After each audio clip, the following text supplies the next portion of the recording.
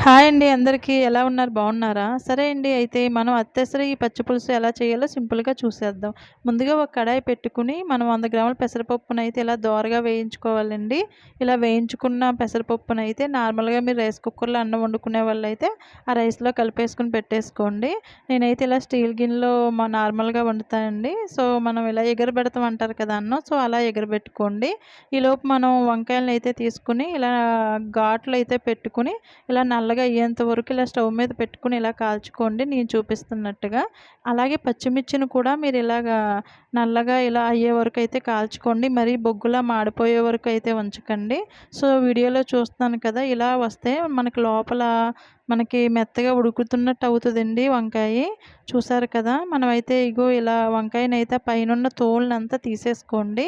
తీసేసుకున్న తర్వాత అది మనం నీట్‌గా అయిపోద్ది. కొంచెం వాటర్‌తో కడిగేసుకోండి. ఈలోపు మీరు ఒక ఆనియన్ అయితే ఇలా కట్ చేసి పెట్టుకోండి. ఆనియన్ అయితే నేను ఇలా చీలికలుగా అయితే కట్ చేస్తున్నానండి. సో, మనం ఇందులో ఒక అరటిపండు కూడా యాడ్ చేసుకోండి. చాలా టేస్ట్ అయితే ఉంటదండి ఇలా అరటిపండు యాడ్ చేయడం వల్ల. సో, మనకి పచ్చిమిర్చి, వంకాయ, అరటిపండు రెండింటినైతే చేత్తోనే మనం ఇలాగైతే స్మాష్ చేసుకోవచ్చండి. లేదంటే చెయ్యి మండుతదనుకుంటే నేను వీడియోలో చూపిస్తున్నట్టుగా ఇలా మనం మసాలా దంచుకునే ఇది ఉంటది కదండీ! దాంతోటైతే మీరు ఇలా స్మాష్ చేసుకోండి. ఇందులో అయితే ఒక స్పూన్ వరకు సాల్ట్ యాడ్ చేసుకోండి.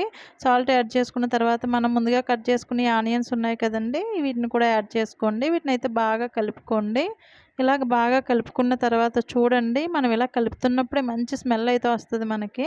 ఇక మనం చింతపండు పులుసు అయితే పోసుకోవాలండి ఇందులోను. మీరు చింతపండునైతే ముందుగా నానబెట్టుకోండి. ఈ చింతపండు పులుసును కూడా ఇందులో యాడ్ చేసేసుకోండి. ఇలా కలుపుతున్నప్పుడు వచ్చే స్మెల్ ఉంటదండి ఇంకా అబ్బా! మాటల్లో చెప్పలేమన్నమాట.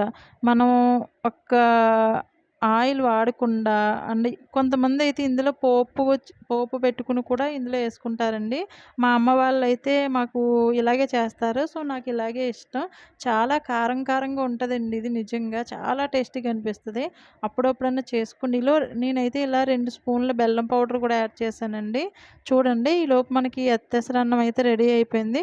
చూసారా ఎంత పొడి పొడిగా వచ్చిందో రైసు. ఇలా అరిటాకులో అండి ఇలా అత్తెసరన్నాన్ని వడ్డించుకుని, కాస్త నెయ్యేసుకుని, కలుపుకుని, ఆ బెల్లం ముక్క నంజుకుని తింటే ఉంటదండి. అమ్మో! స్వర్గమే అనిపిస్తది. సో, చూసారా ఈ కొబ్బరికాయ పచ్చడొకటి, ఇక ఈ అత్తెసరన్నంలో అండి ఈ పచ్చి పులుసేసుకొని తింటుంటే ఆ మజానే వేరండి. చూస్తున్నారా నేనైతే చాలా ఎంజాయ్ చేశానండి ఆ రోజు. థ్యాంక్ యూ సో మచ్ అండి. నా వీడియోలు నచ్చితే లైక్ చేయండి. అలాగే మన ఛానల్‌ని సబ్స్క్రైబ్ చేసుకోండి. Thank you friends. Bye bye.